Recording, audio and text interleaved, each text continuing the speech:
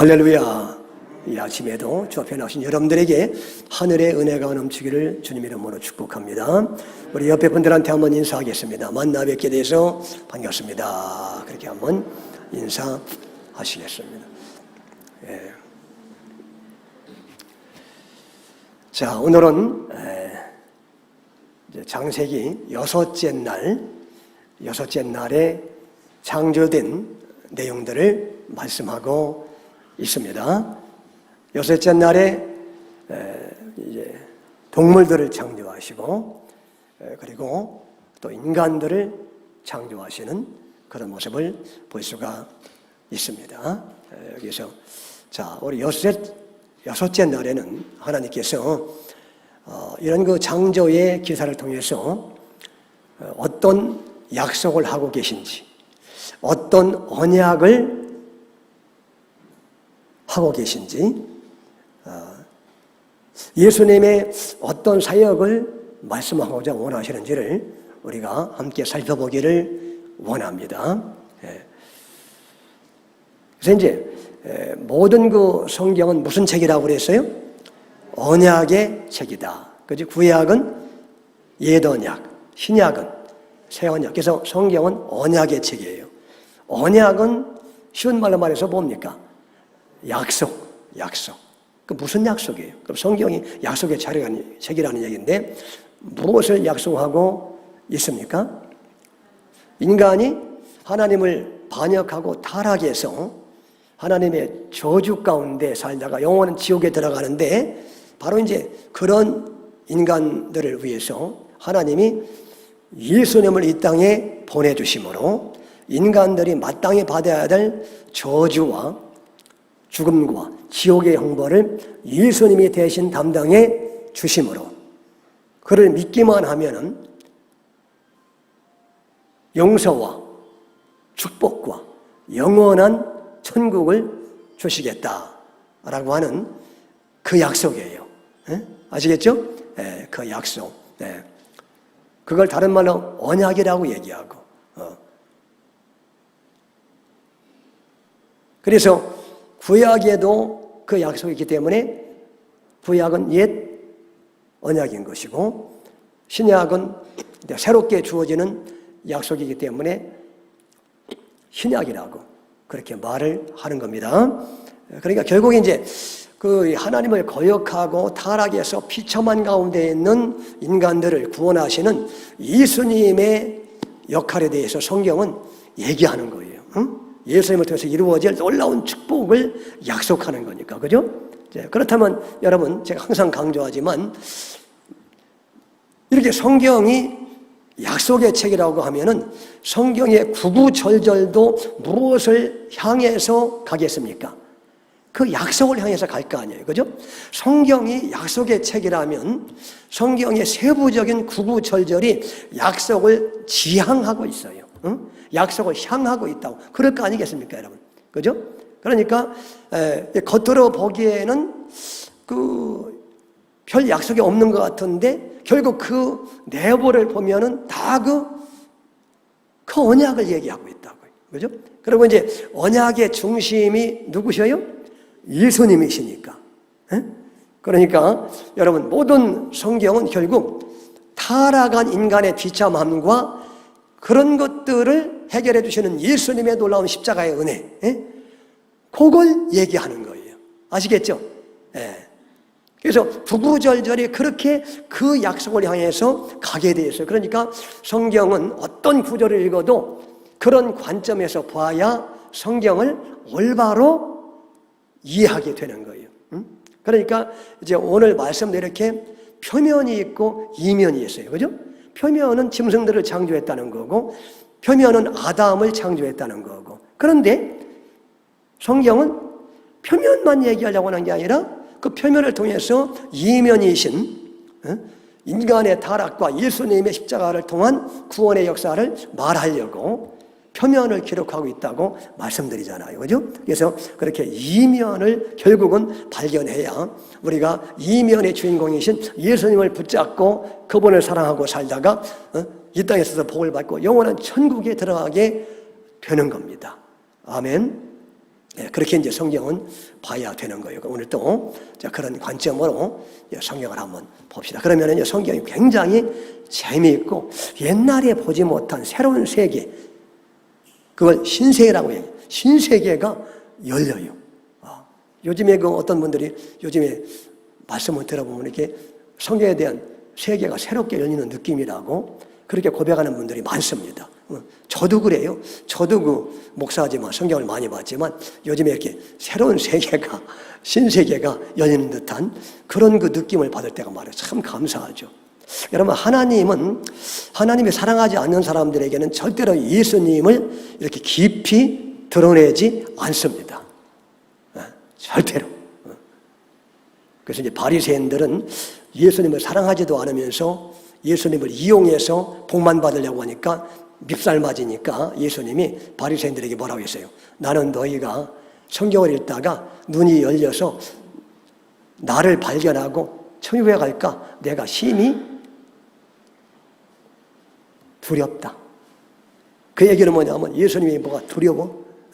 그 얘기는 이게 다른 말에 말해서 나는 절대로 너희에게는 성경에서 나를 열어주지 않겠다는 거예요. 아시겠죠? 절대로 너희는 천국에 들어가지 못한다는 거예요. 여러분, 예수님 이용만 하고 자기 복만 받으려고 믿는 사람은 절대로 천국 못 갑니다. 예수님 이용해서 이 땅에서 부귀영화를 누리려고 예수 믿으면 여러분, 그게 십자가의 길이 아니라 마귀가 지향하는 길이에요, 그게. 여러분, 그래서 마귀가 예수님을 유혹할 때 언제나 십자가의 어려운 길을 버리고 이렇게 번영의 길, 그리고 편안한 길, 그 길을 가라고 유혹한 거 아니에요, 마귀가. 그죠? 뭘 그렇게 어려운 길을 가려고 하느냐? 내게 꾹뻑절하면 천하를 내게 줄 텐데 뭐가 그렇게 어려운 길을 가려고 하느냐? 아니, 성전 꼭대기에서 야호하고 뛰어내리면은 천사가 딱 받으면은 사람들이 그걸 보고서 다 당신을 믿을 텐데 뭘 그렇게 어려운 길을 가게 하느냐? 아니, 이 돌들을 떡을 만들어서 먹고 사람들에게 주면 사람들이 다 믿을 텐데 구름대처럼 교회에 몰려올 텐데 뭘 그렇게 십자가를 찾고 얘기하느냐? 강대상에서. 예수 믿고 복 받으라고 얘기해야지. 예수 믿고 병 고침 받고 예수 믿고 부자 되고 예수 믿고 당신의 꿈과 비전을 이루라고 얘기해야 사람들이 구름대처럼 오지. 그게 정확하게 예수님의 말씀일까요? 마귀의 음성일까요? 그것도 잘 모르시나? 정확하게 마귀의 음성이라고 예수님이 성경에 여러 군데에서 기록해 놓은 거예요. 아시겠죠? 그래서 여러분, 굉장히 이게 중요한 거예요. 그냥 평생 동안 예수님 열심히 믿고 열심히 예배하고 새벽기도 철야기도까지 했는데 결국 예수 이용해서 내가 이 땅에서 잘 먹고 잘 살려고 믿었던 사람은 정확하게 죽을 때 지옥에 들어갑니다. 오늘 또 제가 이렇게 잠깐 유튜브를 봤는데 어떤 유명한 목사님이 사모님이 교통사고로 돌아가셨다가 지옥 구경하고 왔는데 그 지옥에 그 교회에 권사님이 들어있는 지옥에서 고통당하더래. 놀래가지고 아니 저 권사님이 왜 지옥에 있느냐고 놀래서 천사한테 물어보니까 저 권사는 예수 이용해서 예수 이용해서 축복이나 받으려고 그렇게 열심히 믿고 기도하고 그렇게 했지 정말 나를 사랑해서 그렇게 예수님을 믿은 것이 아니다. 그래서 지옥에 있다고. 여러분, 열심을 낸다고 중요한 게 아니에요, 여러분. 그죠? 여러분? 아무 교회나 다닌다고 다 천국 가는 게 아니에요, 여러분. 그러니까 교회를 잘 선택하셔야 돼요, 여러분들이. 정말로. 예수님과 십자가의 길을 얘기하느냐. 여러분. 좋은 게 좋은 거라고 예수 믿어서 부귀와 영화를 누리라고 그렇게 언제나 기도의 중심 놓으면 예수님이 아니고 내가 중심이 돼가지고 예수는 들러리고 이렇게 하라고 가르치는 그런 교회 다니면 여러분 그런 교회가 좋다고 다니다가 그냥 마귀가 복도 많이 줘요. 예수 이름으로 마귀가. 왜? 그래야 그 길을 가니까 계속해서.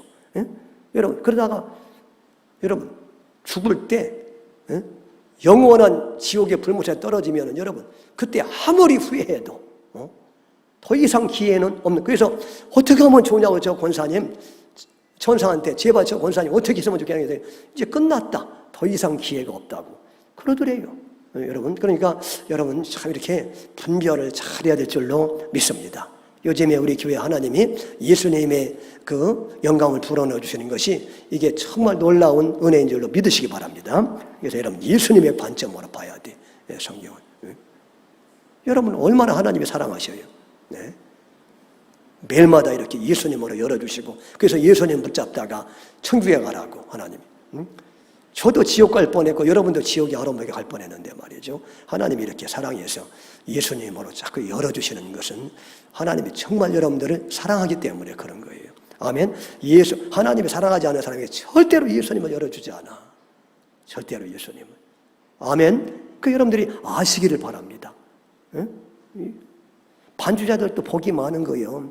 많은 교회 가운데 이 교회에 온 게 사랑해서 그러는 거예요. 하나님이 선택하셨어. 이렇게 예수 설교 듣고 천국 가라고 말이죠. 반주자들이 요즘에 이렇게 말씀을 잘 듣는 것 같아서 내가 기분이 좋고 감사하고 또 이렇게 1부 예배, 2부 예배까지 듣게 하잖아요. 억지로 앉혀가지고. 그게 보통 사랑하는 게 아니에요. 예수님은. 자, 그러면서 24절부터 살펴보겠습니다. 이렇게 언약의 관점으로 예수님의 관점으로 보자는 거예요.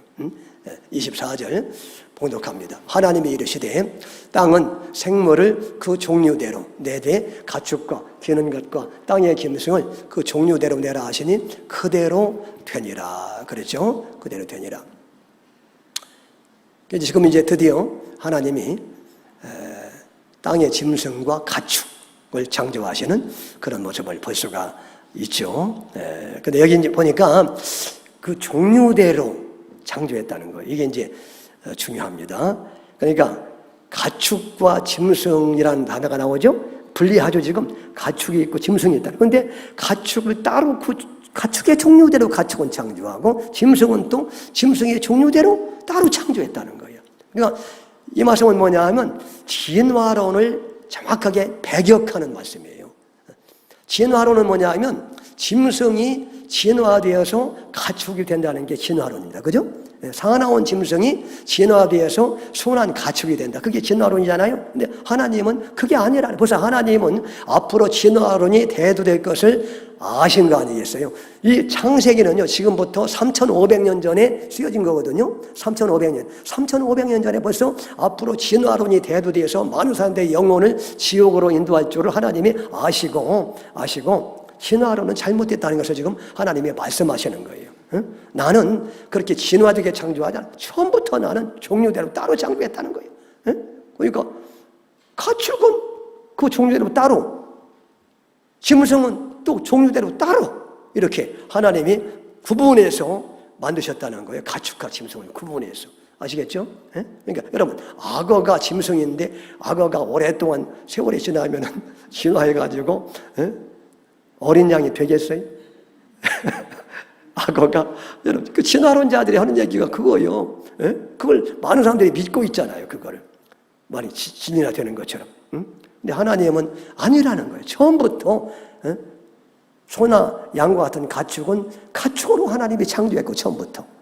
처음부터 악어나, 호랑이 같은 짐승은 그렇게 또 악어나 호랑이답게 그렇게 처음부터 창조했다고 말씀하고 있는 겁니다. 여러분.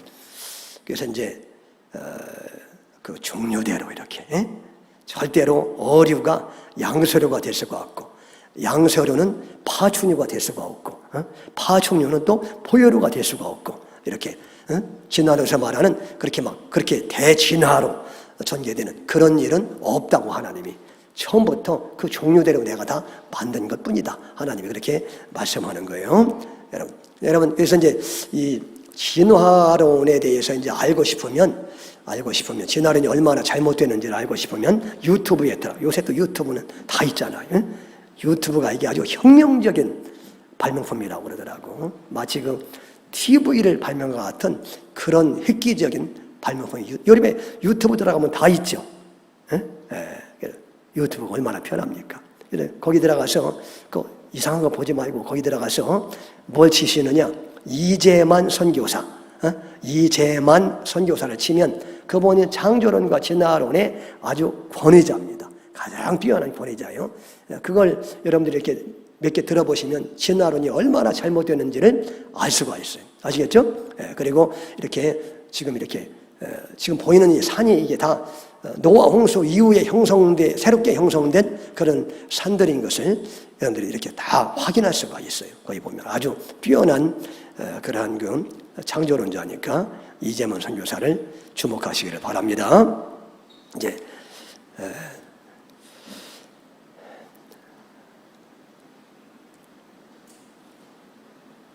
그 다음에 이제 26절 봉독합니다. 26절.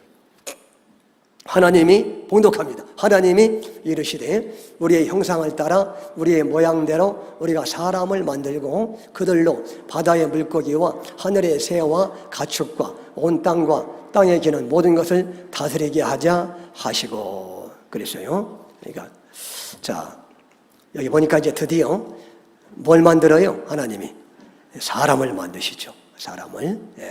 근데 여기 보니까 사람을 만든다고 할 때 하나님이 이렇게 말씀해요. 우리의 형상을 따라 우리의 모양대로 우리가 사람을 만들자. 그랬죠? 하나님이 갑자기 자신을 지칭하면서 나라고 하지 않고 뭐라고 그래요? 우리라고. 하나님이. 왜 하나님이 나라고 말씀하지 않고 우리라고 복수로 그렇게 말씀을 하실까요? 하나님이 삼위일체 하나님이라고 그래요. 하나님이 삼위일체 하나님이라서. 성부 하나님, 그 다음에 성자 예수님, 그 다음에 성령 하나님. 이렇게 하나님은 삼위가 계셔요. 그 위라는 말이 영어로 person. 그래서 영어로 삼위가 three persons 라고 해요. 세 분이란 말이에요. 세 분 번역하면 세 분. 근데 세 분인데 그래서 우리라고 얘기하는 거예요. 우리. 근데 이렇게 세 분인데 왜 세 분이라고 얘기하지 않고 우리는 하나님을 뭐요? 세 분이라고 얘기하면 안 되고 한 분이라고 얘기하죠.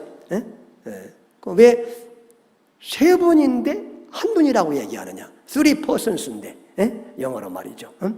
왜냐하면 하나님은 본질이 하나이시고 그 다음에 또 이 하나님은 능력도 똑같으시고 전능성도 똑같으시고 전지하심도 동일하시고 그 다음에 또 영원한 사랑도 동일하시고 그죠? 여러분 하나님은 이렇게 속성도 동일하시고 본질도 같으시고 그 다음에 이 삼위 하나님 사이에는 말이에요 서로 이렇게 다툼이나 분열이나 갈등이나 이런 것들이 없이 이렇게 삼위가 세 분 하면 이상하고 삼위 하면 괜찮고 똑같은 말인데 그게 하여튼 삼위가 말이죠 이렇게 전혀 이렇게 어떤 분열이나 갈등이나 의견 충돌이 없어요. 완벽한 조화를 이루십니다.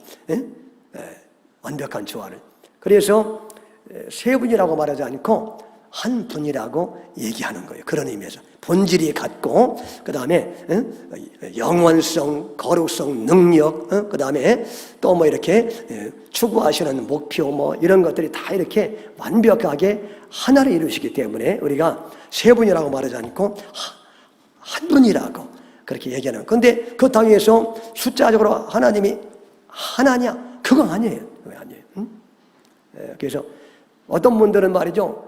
성부 하나님 3분의 1, 성자 예수님 3분의 1, 성령 하나님 3분의 1 해가지고 1 이렇게 주장하면 그게 이단이에요. 그게 이단. 그게 그렇게 주장하다가 역사적으로 이단으로 정죄된 그런 사람들이 있어요. 그렇게 하면 안 돼요. 그러면 뭐냐? 성부 하나님도 100% 하나님이시고 성자 예수님도 100% 하나님이시고 성령 하나님도 뭐예요? 100% 하나님이시요. 그러면 몇 분이에요? 세 분인데 세 분이라고 말하면 안 되고 한 분이라고 얘기해요. 왜? 아까도 얘기했듯이 본질이 같으시고 영원성과 능력과 또 그런 것들이 같으시고 그 다음에 또 완벽한 조화를 이루시는 사랑의 일체를 이루시는 분이기 때문에 한 분이라고 우리가 얘기한다는 말씀이에요. 그러니까 여러분, 그러니까 성경에서 말하는 그 하나님은, 기독교의 하나님은, 여러분 제가 질문, 기독교의 하나님은 단일신입니까? 유일신입니까? 단일신이라고 얘기하면 이단이에요. 그게 단일신이라는 얘기는 숫자적으로 하나라는 얘기예요. 그렇게 얘기하면 틀립니다. 그게 기독교 하나님은 단일신이 아니라 뭐요? 유일신이라. 유일신이라는 말은 숫자적으로 하나가 아니라 독특하다는 개념이에요. 독특하다는, 그게 유일하다는 겁니다. 아시겠죠? 그런 하나님이 없다는 거예요. 그런 하나, 그런 신이. 그런 의미에서 유일신이지 단일신이라고 하면 안 돼요. 그러니까 숫자적으로 하나를 만들려고 하면 언제나, 그래서 이단이 생겼어요. 양태론이라는 게 있는데 그게 숫자로 하나를 만들어요. 구약에는 성부의, 하나님이 원래 숫자적으로 하나인데 구약에는 성부의 모습으로 나타나고 신약에는 예수님의 모습으로 나타나고 오늘날에는 성령의 모습으로 나타나고, 이게 단일신인데 그게 양태론적인 단일신론인데 그게 이단입니다. 그게 형태를 다르게 나타나다 해서 양태론인데 그게 이단이에요. 그게 그러면 안 돼요. 아니에요. 구약에도 삼위일체 하나님의 역사했고 예수님 당시에 삼위일체 하나님의 역사했고 오늘도 삼위일체 하나님의 역사예요. 이렇게 얘기해야 돼요. 그죠? 여러분. 그래서 그래서 이제 우리라고 얘기한 거예요. 하나님이 이렇게 삼위일체 하나님이기 때문에 우리의 형상을 따라 우리의 모양대로 우리가 사람을 만들자. 그렇죠? 우리의 모양대로 사람을 만들자. 그랬습니다. 그런데 그러면은 그 형상이 뭐냐? 우리의 형상을 따라 사람 만들자. 그래서 사람은 하나님의 형상대로 지어졌다 그러죠? 그러면은 하나님의 형상이 뭐예요? 여러분들이 하나님의 형상대로 지어졌다며? 그러면은 하나님의 형상이라는 것은 무엇을 말하는 거예요? 여러분 정확하게 오늘 정리를 하시기 바랍니다. 제가 아주 정확하게 정리해야 될 테니까 하나님의 형상이 뭔지. 그게 이제 이렇게 우리 기독교에서 말이죠. 기독교에서 이제 하나님의 형상을 세 가지 면에서 얘기해요. 세 가지 면에서 이제 첫째는 이제 실체론적인 관점에서 얘기하는데, 실체론적인 관점이라는 것은 뭐냐면 인간이 동물과 달리 인간만 실체적으로 가지고 있는 어떤 요소들을 말해요. 인간만 실체적으로 가지고 있는 요소. 그래서 실체론적으로 이제 첫 번째로 얘기하는데 그게 뭐냐 하면 영혼. 짐승은 영혼이 없잖아요. 영혼, 이성. 짐승은 이성이 없잖아요. 그래서 이성 없는 짐승이라고 그러잖아. 그 다음에 자유의지. 이런 것들. 그리고 이제 사랑. 인간만이 가지고 있는 사랑, 의로움, 의. 그 다음에 지식. 이런 것들을 하나님의 형상이라고 얘기하는 겁니다. 이게 이제 실체론이에요. 실체론. 실체적으로 사람들이 가지고 있는 뭐예요? 인간의 영혼, 이성, 자유의지, 사랑, 그 다음에 또 의, 지식, 이런 거 있죠? 이런 것들은 동물들에게 있어요? 없어요? 없죠. 인간들에게만 실체적으로 존재하는. 그래서 그런 것들을 하나님의 형상이라고 얘기하는 거예요. 하나님의 형상. 아시겠죠? 두 번째는 이제 관계론적인 면에서 또 접근하면은, 관계론에 의하면은 인간이 다른 인간과 인격적인 관계를 맺으면서 살 수 있는 능력, 이거를 말한다는 거예요. 그러니까 인격적으로 관계할 수 있는 능력을 하나님의 형상이라고 얘기한다는 거죠. 동물들은 말이죠, 본능적으로는 관계하지만 인격적으로 관계하지는 않잖아요. 그죠? 인간만 이제 하나님을 닮아가지고 이렇게 삼일체 하나님처럼 인격적인 교제를 할 수 있는 그런 존재로 창조했다. 그래서 이제 관계론적인 면에서 인격적인 그런 관계를 맺을 수 있는 존재로 창조했다는 거. 거기에 이제 또 포함이 되는 거예요. 여기. 마지막으로 이제 기능론적으로 말이죠. 기능론적으로 살펴보면 그 뭐냐 하면 사람에게만 독특하게 부여된 기능이 있다는 거예요. 그게 뭐냐면 오늘 이제 말씀에서 1장 28절에 세상을 뭐요? 다스리고 정복해라. 그거 있잖아요. 그죠? 동물에게는 그런 기능이 주어지지 않았잖아요. 인간에게만 만물을 다스리고 관리할 수 있는, 정복할 수 있는 그런 기능이 부여되었다는 거죠. 그게 기능론적으로. 이렇게 이제 세 가지를 통틀어서 하나님의 형상이라고 얘기하는 거예요. 아시겠죠? 예, 하나님의 형상이라는 게. 그러니까 이제 인간만 가지고 있는 영혼과 그리고 이제 뭐 이성, 그 다음에 어떤 사랑, 뭐 이렇게 의로움, 이런 것들, 그리고 이제 관계를 맺을 수 있는, 인격적인 관계를 맺을 수 있는 그런 능력, 그 다음에 또 만물을 다스릴 수 있는 그런 또 기능적인 능력, 이런 것들을 통틀어서 뭐라고 하냐, 하나님의 형상이라고 얘기하는 거예요. 그래서 하나님의 형상대로 만들었다는 것은 동물에게 없는 그런 지금까지 열거한 기능들을 인간들에게 주었음을 의미하고 있는 겁니다. 그죠? 그러니까 여러분, 하나님이 인간을 창조하실 때 얼마나 인간을 동물과 다르게 존귀하게 그렇게 만드셨는지 아시겠죠? 아니, 하나님이 여러분들 똑같이 흙에서 창조했는데 어떤 거는 지렁이를 만들고 여러분은 이렇게 하나님의 형상을 닮은 존귀한 인간으로 만드시고, 여러분 감사해요, 감사하잖아요. 그것만 생각해도 영원토록 찬양해도 다 찬양하지 못해요. 지렁이로 만들어도 우리는 할 말이 없어요. 그죠? 더 나아가서 뱀으로 만들어봐. 하나님이 여러분을 뱀으로 만든들 여러분들이 어떻게 항의할 수 있습니까? 그죠? 하나님이 만드셨는데. 근데 우리를 지렁이나 뱀으로, 개로 만들지 않고 여러분 이렇게 존귀한 하나님의 형상으로 만든, 여러분 얼마나 감사해요. 감사하죠? 그것만 생각해도 영원토록 감사해야 마땅한데 우리가. 그죠? 여러분,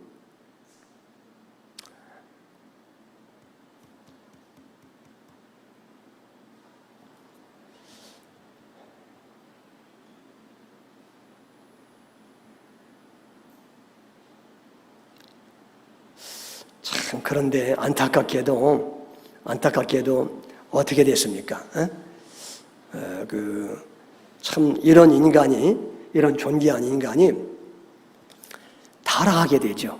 하나님을 배반하고 자기가 하나님이 되려고 선악과를 따먹고 타락하게 되잖아요. 그래서 이제 인간이 타락하면서 인간 안에 있던 이런 거 아주 귀한 것들, 아까 얘기한 하나님의 형상이 어떻게 됐어요? 사라지거나 아주 심각하게 훼손되어 버리고 말았어요. 그죠? 그래서 여러분, 타락하기 전에는요, 사람이 사자를 마음대로 이렇게 조종하고 다스릴 수 있었어요. 아담이 이렇게 막 뛰어놀다가 어디 이렇게 가고 싶잖아요. 근데 먼 거리야. 그러면은 사자를 불러. 가까이 있는 사자한테, 야, 사자, 일로 와. 그러면 사자가, 예, 주인님. 하고 와서 어디로 모실까요? 하고 딱 엎드려요. 그럼 아담이 딱 타고 저쪽에 가자. 그러면 예, 주인님 하고 사자가 신나게 이렇게 주인을 태우고 아담을 태우고 다니고 이렇게 했다고. 여러분 얼마나 신났어. 그때는요, 사자가 댐비거나 물어 죽이거나 절대로 그런 일이 없었어요. 온순해가지고. 근데 사람이 타락하고 나서, 사람이 오염되고 타락하니까 대자연과 동물까지도 오염되고 변질돼 버렸어. 그래서 타락한 이후에 동물들이 사나워지게 된 거예요. 그래서 오늘날에 다스려야 될 사람이 사자에게 가끔 잡아먹히고, 애들이 개한테 물려주기도 하고 요즘에. 그런 끔찍한 일들이 발생하는 건 뭐냐면, 인간이 죄를 범해서 이렇게 타락한 이후에 생기는 이런 역기능적인 현상들. 그래서 그렇게 된 거예요. 그래서 여러분, 하나님이 이렇게 만물을 다스려야 되는데, 만물 다스리지 못하고 이렇게 때때로 지배를 받고, 요즘에 이렇게 타락하니까 이렇게 막 홍수가 생기고, 비가 그냥 팍 쏟아져가지고, 그것 때문에 죽는 사람도 있고, 이 만물을 다스려야 되는데 오히려 지배를 받잖아, 우리가. 그죠? 그게 뭐냐면 타락이기 때문에 생기는 역기능적인 현상들이죠, 그게. 더군다나 또, 여러분, 인간은 만물을 이렇게 다스려 창조됐는데 하나님을 배신하고 죄를 범하는 순간 마귀에게 만물에 대한 통치권을 내주어서 마귀가 이제는 세상을 다스리고 지배하는 그런 존재가 됐다고 성경에 말씀하고 있죠. 그래서 사탄을 이 세상 임금이라고 얘기하는 거예요. 마귀가 이 세상을 원래는 인간이 이 세상 임금인데, 원래는, 그죠? 원래는 만물의 왕은, 만물의 영장은 원래 인간이었죠. 하나님이 창조하실 때. 그런데 인간이 죄를 지니까, 사탄의 유혹을 받아서 죄를 지니까 사탄이 그 죄를 통해서 이용해서 통치권을 뺏어버린 거예요. 자기가 이제 그 죄를 이용해서 이 세상을 지배하는 공중의 세력을 잡은 그런 마귀가 됐다고 말씀하고 있어요. 그런 존재가 됐다고. 이렇게 돼버리고 말았어요. 그러니까 그래서 이제 안타까워서 이제 하나님이 누구를 보내주셔요? 예수님을 이 땅에 보내주신 줄로 믿습니다. 그죠? 그래서 예수님을 이 땅에 보내주셔가지고, 이제 결국 죄 문제 때문에 그렇게 됐잖아요. 그러니까 예수님이 저와 여러분들의 죄를, 더러운 죄를 그 몸에 다 짊어지시고, 덮어 시험을 당하시고, 예수님이 그렇게 아주 비참한 종처럼, 노예처럼 그렇게 채찍에 맞으시고, 노예처럼 그렇게 조롱을 당하시고, 노예처럼 진이김을 당하시고, 우리 대신해서 그렇게 십자가에서 형벌과 저주를 대신 지옥의 형벌까지도 담당해 주셨잖아요. 그죠? 그래서 그 예수님을 믿으면은 어떻게 돼요? 모든 죄를 용서 안 받고 그 예수님이 우리 안에 오시면은 잃어버린 하나님의 형상, 훼손된 하나님의 형상이 다 이렇게 하나하나 회복이 되도록 하시겠다는 거예요. 예?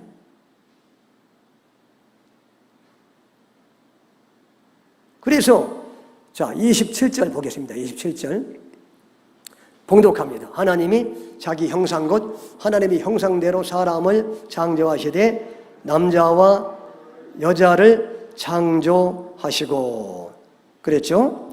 창조하시고, 이렇게 이제 하나님의 형상대로 사람을 창조하셨는데 안타깝게도 그렇게 인간이 죄를 범해서 형상을 다 잃어버리고 비참하게 됐을 때 예수님이 오셔서 형상을 회복시켜 주시는 것이다. 그런 얘기죠. 그래서 이제 예수님을 우리가 꼭 믿고 영접해야 잃어버린 형상이 다 회복이 되게 되는 거예요. 잃어버린 하나하나가 회복이 다 되는 거예요. 하나하나. 그래서 마침내 천국에 들어가면은 잃어버린 통치권이 완전히 회복이 되는 거예요. 완전히. 네. 근데 천국에 가면은 거기 이제 사자들도 있고 뭐 여러 가지 이제 동물들도 많이 있을 거 아니에요. 천국에. 그러면은 거기서는 그 사자들이 다 여러분들의 종 역할을 한다고 그래요. 종 역할. 네. 모든 만물이 여러분의 다스림 속에 다시 회복되게 되는 거예요. 지금. 네? 지금. 네. 그래서 천국에서 이제 예를 들어서 제가 이제 우리 유명여 집사님 있는 데로 가고 싶으면 걸어가려면 힘들잖아. 그러니까 이제 사자야 이렇게 이제 오라고 해서 그러면 예하고 이제 오면 딱 타고서 저 유명여 집사님 거기 한번 가보자. 그러면 예 알겠습니다 하고 달려가서 거기다 탁 다 왔습니다 하고 내려놓고 이렇게 되는 거예요. 그래서 만나서 또 악수 한번 하고 또 테니스 한번 치고 거기서 테니스가 있는지는 모르겠지만 그렇게 하고 그 다음에 여러분 천국에 가면은 동물들도 복종하지만 식물들도 여러분들에게 복종해요. 그래서 이제 천국에 가면은 또 그 열매 맺는 나무들이 많다겠잖아요. 맛있는 과실들이 많다겠잖아요. 요한계시에 보면 막 그게 달마다 새롭게 이렇게 열린다고 했잖아요. 달마다. 네. 그러면은, 예를 들어서 이제 거기 딱 갔는데, 이렇게 감이, 딱 감나무가 아주 멋지게 감들이 하늘천에 열렸어. 네? 그러면 이제, 감아, 그 중에서 제일 이제 탐나는 감을 보면서, 감아, 탐스러운 감을 보면서, 나도 먹고 싶다. 그러면은, 이렇게 이제 줄기에 매달린 감이 이렇게 줄기를 이제 쫙 움직여가지고, 이렇게, 내 입에 딱 갖다가 놔, 이렇게. 맛있는 감이 딱 여기에 와 있는 거예요. 이 줄기가 딱 움직여가지고, 주인님, 대령했습니다. 그러면, 코가 뭐, 맛있다. 그러면 또 이게, 거기에 다시 또 싹 회복이 되면서 다시 또 원위치로 가는 거예요, 그게. 그러면 이제 먹은 것은 그러면 어떻게 소화시키느냐? 알아서 소화가 잘 되고, 천국은요, 화장실이 필요가 없어요. 왜냐하면 그건 속에서 먹으면 다 분해가 돼가지고 그 찌꺼기들은 향기로운 향기로 다 밖으로 나오게 되는 거야. 응? 그거는 제 추측입니다. 그럴 거 아니겠어요? 무슨 천국에 더러운 화장실이 있겠어? 하나님의 뭐 능력이 없어가지고, 그죠? 여러분, 예수님이 부활하신 다음에 예수님이 부활하신 다음에 잡수셨어요? 잡수시지 않았어요? 뭘 잡수셨잖아요. 생선을 제자들과 함께 부활하신 다음에 예수님이 생선구이 구워놓고 제자들과 함께 베드로와 함께 잡수셨잖아. 그러면 예수님이 화장실에 갔겠어? 부활하신 예수님이? 잘 모르죠. 근데 제가 생각할 때는 아니 예수님은 이렇게 부활하신 몸은요 이렇게 벽을 뚫고 가요 안 가요? 제자들이 모여있을 때 그냥 문을 잠궈놨는데 벽을 뚫고 들어가시잖아요. 근데 벽이 무너지지 않고 그냥 공간 이동이 되는 거야. 부활한 몸. 그러니까 여러분 그 안에 있던 음식을 내놓기 위해서 화장실에 그런 몸을 가지고 여러분 화장실에 갈 필요가 있겠습니까? 없겠습니까? 있을 리가 없지. 다 알아서 분해되고 향기로 나오고. 여러분 천국은 말이죠 그렇게 좋은데요. 그러니까 여러분 참 예수님 믿으면 이렇게 그게 다 회복이 돼서 천국에 가면은 완전히 이렇게 정복하고 다스리는 이게 완전하게 회복이 된다는 그런 말씀이에요. 타락에서 인간은 이렇게 하나님의 형상까지도 잃어버리고 비참한 존재가 되고 만물의 노예가 되고 죄와 사망과 사탄의 노예까지 됐는데 예수님이 이 땅에 오셔서 그런 우리의 죄를 짊어지고 예수님이 비참하게 노예처럼 그렇게 십자가에서 비참한 대우를 받으심으로 말미암아 예수님을 믿기만 하면은 우리가 이제는 존귀한 하나님의 형상으로 다시 회복이 되어서 그래서 이 땅에서도 이렇게 복을 누리다가 이 땅을 떠나면 그렇게 영원한 천국에서 이렇게 새로운 하늘과 새로운 땅에서 만물을 다스리고 지배하는 그런 사람으로 다시 회복이 된다는 사실을 우리에게 말씀하는 줄로 믿습니다. 여러분 얼마나 감사합니까? 그러니까 다 이게 하나하나가 이렇게 앞으로 될 어떤 언약을 지금 얘기하는 거예요. 앞으로 될 언약을. 그러니까 아담을 지금 얘기하는데 아담의 창조를 얘기하는데 성경은 아담이 타락할까지 미리 다 알고 앞으로 이제 제2의 아담으로 예수님을 보내실 것을 지금 말씀하는 거예요. 제2의 아담으로. 그런 것들이 다 이렇게 표면 안에 들어가 있다는 겁니다. 들어가 있다는 거예요. 그래서 한번 그런지 안 그런지 한번 말씀을 한번 보도록 그렇게 하겠습니다. 하나님의 말씀에 오면은 이런 말씀이 있어요. 고린도전서 15장 45절 보세요. 고린도전서 15장 45절을 보겠습니다. 고린도전서 15장 45절 읽습니다. 기록된 바 첫사람 아담은 생명이 되었다 함과 같이 마지막 아담은 살려주는 영이 되었나니. 그렇죠? 네. 첫사람 아담은 생명이 하나님의 영이 이제 들어가니까 생명이 됐잖아요. 그런데 타락해서 다 망쳐놨잖아. 그죠? 그런데 마지막 아담, 예수님을 둘째 아담이라고도 얘기하고 마지막 아담이라고도 얘기하는 거예요. 마지막 아담이 오셔가지고 첫 번째 아담이 망쳐놓은 우리 아담 할아버지가 그냥 망쳐놓은 모든 것들을 마지막 아담으로 오셔서 예수님이 다 회복시켜 주실 것을 지금 말씀하고 있는 것입니다. 아멘. 네. 그것까지 다 지금 예견해서 지금 약속하고 있는 거예요. 그러니까 표면은 첫 번째 아담의 창조지만 이면은 마지막 아담의 창조를 얘기하려고 지금 이게 등장하고 있는 줄로 믿습니다. 얼마나 감사합니까? 그냥 성경은 그렇게 읽어야 되는 거예요. 창세기 1장 3절에서 첫째 날 하나님이 빛을 창조했죠. 빛을. 근데 물론 어두운 가운데 비치는 빛을 창조했지만 그러나 그걸 요한과 바울은 앞으로 이제 어두운 세상에 빛으로 오실 예수님으로 해석하잖아요. 예수님으로. 그렇게 다 표면을 이면이신 예수님으로 해석하고 있어요. 그래서 그 예수님을 붙잡고 사랑해야 우리는 구원을 받고 회복이 되고 천국에 가기 때문에. 아멘. 마찬가지로 지금 아담 얘기 나오는데 이 아담도 사도 바울이요. 결국 그 아담은 앞으로 오실 진정한 아담이신 예수님을 상징한다고 얘기하는 거예요. 그게 이제 어디냐 하면 자 로마서 5장 14절입니다. 로마서 5장 14절 동독합니다. 그러나 아담으로부터 모세까지 아담의 범죄와 같은 죄를 짓지 아니하자리까지도 사망의 왕노릇하였나니 아담은 오실 자의 모형이다. 여러분 여기 또 아담을 사도 바울은 빛도 예수님으로 해석하고 여기 또 첫 번째 아담도 오실 자의 모형이다.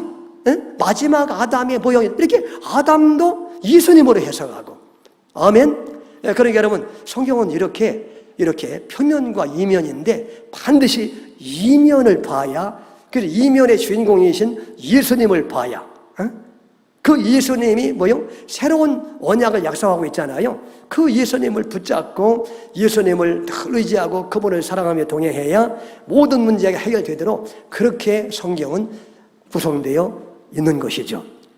그래서 여러분 우리는 이렇게 제2의 아담, 마지막 아담으로 오신 예수님을 믿고 의지하는 그런 사람이 되어야 우리가 이 땅에서도 정말 복된 인생을 살다가 영원한 천국에 들어갈 줄로 믿습니다. 아멘.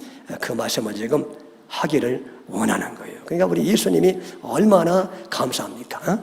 만약에 마지막 아담이신 예수님이 안 오셨으면 우리 이제 첫 번째 우리 할아버지 아담 때문에 우리가 저주받은 삶을 살아 이렇게 맨날 이렇게 자연계에 우리가 눌려 살고 비가 오면 홍수 때문에 눌려 겨울이 되면 추위에 눌려 살고 그다음에 또 짐승에게도 말이죠. 어떤 때는 개도 우리를 우습게 보지 않아. 어떤 때는 개도 그래서 아니 조그만 개가 말이지 우습게 왕왕왕 웃고 짖고 말이지.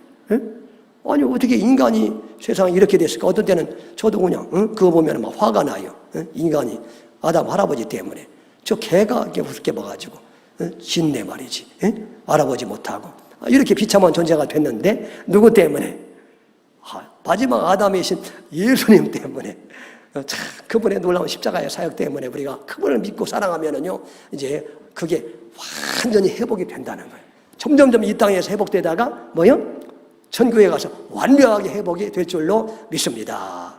그래서 이제 우리 안에 하나님의 형상이 회복되려면 누구를 모셔야 되느냐 하면 예수님을 모셔야 완전히 하나님의 형상이 제대로 회복될 줄로 믿습니다. 왜냐하면 여러분 이 세상에서 역사적으로 타락한 이후에 하나님의 형상을 완벽하게 가지고 계셨던 유일한 분은 예수님 한 분밖에 없었어요.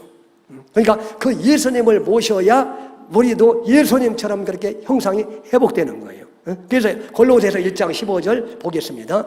골로새서 1장 15절 시작. 그는 보이지 아니하는 하나님의 형상이시요 모든 피조물보다 먼저 나신 이시니. 그래서 그는 예수님이거든요. 예수님이 보이지 아니하는 하나님의 완벽한 형상이셨다는 거예요. 이 땅에 계실 때.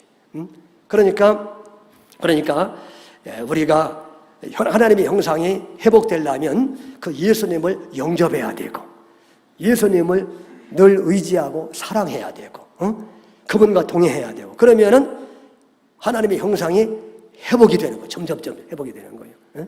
회복이 되는 거예요. 그래서 여러분 자, 로마서 8장 29절 중요한 말씀이 있는데 로마서 8장 29절 보면은 봉독합니다. 하나님이 미리 아신 자들 또한 그 아들의 형상을 본받게 하기 위하여 미리 정하셨으니 이는 그로 많은 형제 중에서 맏아들이 되게 하려 하심이라 그랬죠. 예. 하나님이 창세 전에 저와 여러분들을 이렇게 미리 택하신 이유가 나오는데 그건 뭐냐면 그 아들의 형상을 본받으라고. 그죠? 예. 예수님의 형상을 본받으라고. 예수님이 완벽한 하나님의 형상이었다고 했죠. 조금 전에. 그죠? 그리고 그 예수님의 형상을 본받아서 형상이 완전히 회복되라고 아들을 보내주셨다는 거예요. 하나님의 아들을. 아들을. 그래서 우리가 그 아들이신 예수님을 믿고 늘 그분을 사랑하며 동행하면은 점점 하나님의 형상이 우리 안에서 회복이 된다고 그렇게 말씀하고 계신 거예요. 그래서 이제 여러분 하나님의 형상을 하나님이 회복할 때에 하나님의 형상 중에서 이제 이렇게 사랑의 형상, 또 이렇게 아름다운 관계를 맺는 형상, 또 우리가 서로 이렇게 서로 섬겨주고 다른 사람을 높여주는 형상, 이런 것들이 다 하나님의 형상이잖아요. 하나님의 형상. 그런데 이제 그런 것들을 우리 안에서 이렇게 하나님이 회복시켜 가실 때에 주로 뭘 통해서 하나님의 형상을 회복시켜 가시냐면 고난을 통해서 회복시켜 가시는 거예요. 고난을 통해서. 그래서 고난은 반드시 필요한 거예요. 고난은. 그래서 여러분 가능하면 여러분들 결혼하시기 바랍니다. 요즘에 이제 귀찮다고 결혼하지 않은 분들이 있는데 여러분 이거는 아주 여러 가지로 좋지 않은 거예요. 그게 이제 인류의 번식을 위해서도 그게 문제가 되고 그리고 이제 결혼을 해서 서로 이렇게 자꾸 싸워야 돼요. 결혼을 해서 아시겠죠? 결혼을 하면은 반드시 싸우게 돼 있어요. 왜냐하면 화성에서 온 남자하고 금성에서 온 여자가 이렇게 만나서 전혀 백그라운드가 다르고 가치관이나 생각이 다르고 교육의 어떤 시스템이 다른 사람들이 만나서 서로 살 때에 싸우지 않는 게 그게 이상한 사람이에요. 그건 뭔가 문제가 있는 거예요. 싸워야 정상이야. 그냥 싸우라고 결혼하는 거예요. 싸우면서 어떻게 돼요? 싸워야 내가 얼마나 오죽지 않고 부족한지를 알게 돼요. 그죠? 자꾸 이렇게 배우자가 약점을 말해줘야 내가 알아. 그렇지 않으면 아주 혼자 잘난 척하고 살았는데 살다 보니까 여러분이 점점 커져요, 작아져요. 잘 아시네? 경험이 많으시니까 자꾸 점점 작아. 왜냐하면 살다 보니까 이게 내가 얼마나 이기적이고 얼마나 사랑이 부족하고 연약한지를 점점 알게 되잖아. 그죠? 그래서 그거 자꾸 알아야 회개가 나오고 다듬어지면서 그러면서 주님의 형상을 점점 닮아가는 거예요. 그러니까 여러분 싸우는 게 정상이에요. 그게 싸운다고 또 이혼하고 좀 그러지 말라고. 싸우는 게 정상. 자꾸 이렇게 다듬어 가시는 과정이에요. 그게 사랑의 과정에 다 포함되어 있다고. 하나님의 훈련의 과정 속에. 아시겠죠? 네? 아니 물론 또 너무 힘들고 어려우면은 어쩔 수 없이 이혼할 수도 있죠. 그런 사람은 또 정죄할 필요는 없어요. 오죽하면 그렇게 갈라서겠어. 그렇지만 웬만하면 같이 사시면서 이렇게 서로를 다듬어 가야 돼요. 다듬어 가야 돼. 네? 아시겠죠? 네. 서로 부족함을 알면서 말이죠. 회개하면서 이렇게 점점 그러면서 이제 철이 들어가고 다듬어지면서 예수님의 형상이 이렇게 만들어져 가잖아요. 응? 네. 그래서 이제 철이 들 때쯤 되면 홀딱 데려가시는 거예요, 하나님이. 됐다 그러고. 그러니까 이 땅에 우리가 살고 있다는 것은 뭘 의미하느냐 하면 아직도 철이 덜 들었다는 얘기예요. 그러니까 아직 살게 해서 고난을 맛봐서 이렇게 자꾸 한계를 깨닫고 부족함을 깨닫고 회개시키고 이렇게 연단을 시키려고 아직도 이렇게 존재하게 만드는 거예요. 잘 먹고 잘 살게 하려고 하나님이 더 살게 해요? 잘 먹고 잘 사는 거는 천국보다 더 좋은 데가 어디가 있어? 예? 거기는 그냥 오늘 저녁에 가기만 하면 끝나는데 거기는. 그러니까 여러분 그게 아니라 아직도 이 땅에 우리가 살고 있다는 것은 아직도 우리가 철이 덜 들었기 때문에 하나님의 형상이 아직도 덜 회복이 되기 때문에 이렇게 하나님이 훈련하시는 그런 과정입니다. 그게. 아멘. 여러분 그러니까 남편이 나를 외롭게 한다는 것은 뭐냐 하면 그러니까 진정한 신랑이신 남편이신 예수님을 더 깊이 바라보라는 얘기고 그죠? 남편이 내게 상처를 주는 것은 뭐냐 하면, 그러니까 상처를 통해서, 그, 인간의 한계를 깨닫고 완벽하신 예수님을 더 사랑하고 의지하라는 얘기고, 내 진정한 남편은 나를 이렇게 상처를 주지 않는데, 그걸 깨달으라는 얘기고, 그죠? 그러면서 또 그렇게 티격태격 하면서 또 부족함을 깨닫고, 또 자신도 하나님 앞에, 회개하게 되고, 그렇게 그러면서 이제 점점 하나님의 형상을 회복하는 이제 그런 과정으로 하나님의 우리 인생을 이렇게 이끌어 가시는 거예요. 그죠? 그러니까 예수님의 관점으로 보면은, 언약의 관점으로 보면은 어떤 사건 하나도, 심지어 싸우는 것도 다 감사가 되는 거예요. 그게. 아멘? 싸우는 것도 그게. 아멘도 안 넣은 거 봐. 아멘을 하셔야지. 다 그런 인생이 그렇다니까요. 인생이. 주님은 저주는 예수님이 다 짊어졌기 때문에 이제는 어떤 일이 생겨도 다 그게 축복이 되게 만들어요. 심지어 싸우는 것까지도. 그래서 예수 믿는 게 이렇게 축복이라는 사실이죠. 그게. 예수 믿는 게. 아멘. 할 말은 많으나 시간이 많이 갔으니까 여기까지만 하죠. 자세한 것은 일부 예배 시간에 했던 동영상을 참고하시면 그 다음에 또 나오니까 여기까지 하겠습니다. 그래서 여러분 참 이렇게 다 그 모든 그 성경 구절 안에는 이렇게 다음 구절은 뭐냐면 이렇게 정복하고 다스리는 거죠. 정복하고. 자, 28절 한 구절 읽어봅시다. 마지막으로 28절 시작. 하나님이 그들에게 복을 주시며 하나님이 그들에게 이르시되 생육하고 번성하여 땅에 충만하라. 땅을 정복하라. 바다의 물고기와 하늘의 새와 땅에 움직이는 모든 생물을 다스리라 하시니. 그래 이게 유명한 그 문화 명령이죠. 정복하고 다스리라 땅을. 근데 이제 이게 표면으로는 뭐예요? 그러니까 오늘날로 표면으로 적용하면 뭡니까? 자연을 잘 보호하고 관리하라는 거죠. 표면으로 보면, 그죠? 그거예요. 표면으로 보면. 그런데 성경은 표면을 말하는 게 아니라 이면은 뭡니까? 우리가 원래 이 세상을 다스리는 존재로 하나님이 창조했는데 죄를 지어서 이 세상에 대한 통치권이 누구한테 넘어갔어요? 사탄에게 넘어갔죠? 그러니까 사탄에게 넘어가 있는 이 세상의 통치권을 다시 찾으려면은 누구밖에 없어요? 예수님과 예수님의 복음밖에 없는 줄로 믿습니다.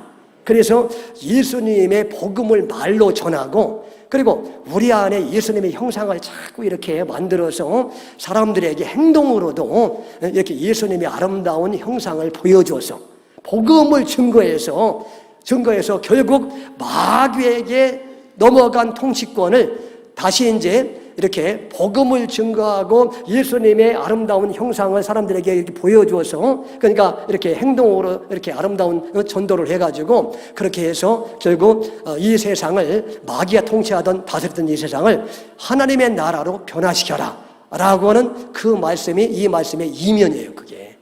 아멘. 그래서 예수님이 이 땅에 오셔서, 예수님은요 무슨 자연 보호 뭐 이런 거 얘기하지 않고 동물 보호, 예수님이 그랬어요. 그런 거 하지 않고 이 세상이 죄와 사망과 사탄에게 넘어가 버렸으니까 그걸 해결하려고 예수님이 이 땅에 오셔서 십자가에 돌아가심으로 그 죄와 사망과 마귀를 정복하시고 다시 이제 이 세상을 하나님의 나라가 다스리는, 하나님의 원리가 다스리는, 사랑이 지배하는 그런 나라로 그렇게 만드시려고 이 땅에 오셨잖아요. 그래서 저 여러분들을 먼저 구원해서 하나님의 자녀가 되게 하시고 우리 안에 하나님의 형상을 날마다 이렇게 닮아가게 변화시키면서 사람들에게 말로 행동으로 예수님의 복음을 증거하라고.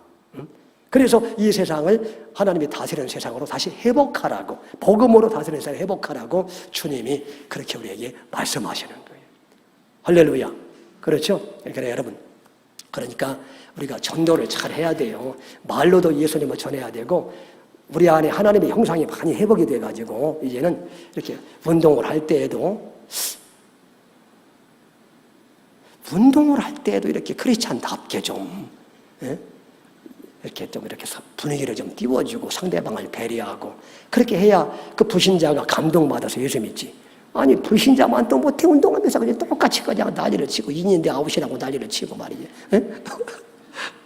그렇게 하면 누가 믿겠어. 그러니까 여러분 자꾸 이렇게 회사에서도 마찬가지고 뭔가 여러분 예수님의 자녀가 되고 예수님을 모신 사람이 되면 뭔가 이렇게 달라야지. 주님의 형상이 회복돼야지 점점. 그죠? 연단을 통해서, 훈련을 통해서 회복이 돼가지고, 이러면 내가 안 되는구나. 내가 이렇게 해야 되는구나. 자꾸 이렇게 철이 들어가지고, 이제는 이렇게 말로도 예수님을 증거할 뿐만 아니라 우리 변화된 행동을 통해서도 이렇게 예수님의 형상을 자꾸 이렇게 보여줘서 이렇게 이 세상을 이제는 하나님이 지배하는, 복음이 지배하는 그런 세상으로 만들고 다스려라. 그런 말씀이 이 말씀의 이면이에요, 그게. 다 이렇게 예수님을 통해서 이제 새롭게 하다가 영원한 천국에 들어가서 이제는 정말 이렇게 진정한 왕으로 만물을 다스리는 그런 존재가 되어라. 그렇게 이제 오늘도 말씀하는 되는 줄로 믿습니다. 아멘. 예수님의 은혜가 얼마나 감사해요. 그죠? 예수님을 영원토록 찬양하시고 감사하시고 그렇게 날마다 예수님의 형상을 회복하는 여러분들 되시기를 주의 이름으로 축원합니다.